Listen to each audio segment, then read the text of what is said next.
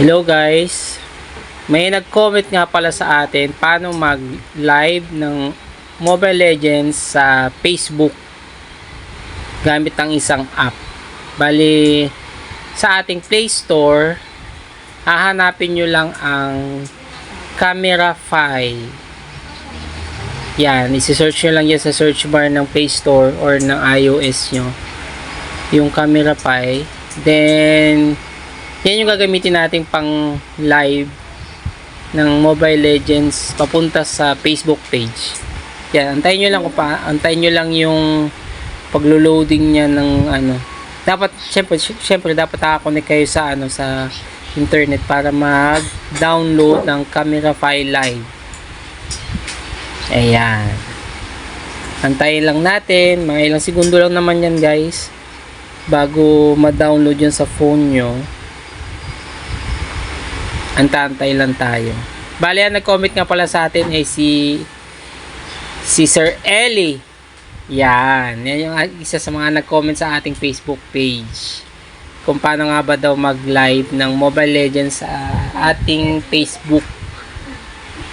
Then makikita na yun ng mga ka-Facebook friends ninyo na nag-live kayo doon. Yan. I-open lang natin ang Camerafy Live. Yan, naglo-loading. Yan yung interface ng Camerafy Live. So, ilalagay nyo lang gamit yung inyong Facebook. Pwede din naman ng Google, pero mas maganda Facebook na lang. Para diretso na. Yan, no thanks nyo na lang, no thanks. Yan, merong camera at merong screen. Bali, screen yung nyo, ilalive ninyo, hindi yung camera. Yung screen. So, sa baba, kung makikita nyo, meron kayong pagpipilian, YouTube, Facebook, Twitch. Yan, yun yung mga nasa baba na pwede nyo pamilian. Then, record, yan, CBS. Yan yung mga pamimilian nyo. Siyempre, ang pipiliin natin dyan is yung Facebook. I-click nyo lang yung inyong Facebook. Yung icon na Facebook, i-click nyo lang, ipipindutin nyo lang yan dyan. Tapos yan, maglo-loading na siya. Diretso magre-redirect yan sa Facebook nyo. Then, dyan yung icon. Then, click nyo lang yung start. Pag click nyo na yung start, diretso na yan, may lalabas na icon, naka-idle lang siya na puti, yun sa taas kung makikita niyo yung live na yan. Tapos pwede niyo na buksan yung inyong Mobile Legends. Hintayin niyo lang siya mag-loading. So yan, Mobile Legends.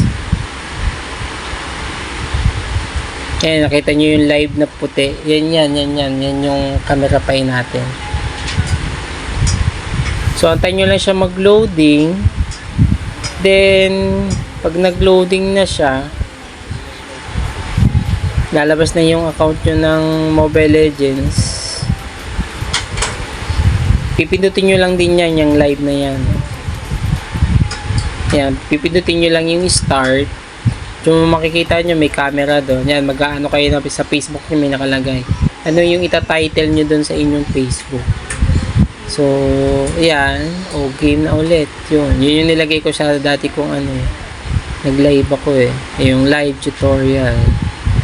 So, para makita nyo lang talaga na nagla-live kayo ng Mobile Legends. So, yan. I-start nyo na siya. Start now. So, yan yung makikita. Yan yung actual na nag-live ako ng Facebook. Pwede nyo din i-click yung camera nyo para makita kayo habang naglalaro, or pwede namang wala, yung screen lang talaga yung makikita. Yan naka-live yan dun sa aking Facebook. So yun lang mga guys, hope na nakatulong kahit paano sa mga gustong mag-live ng Mobile Legends sa Facebook page nyo, or kahit sa personal Facebook account nyo ng Mobile Legends. Bye!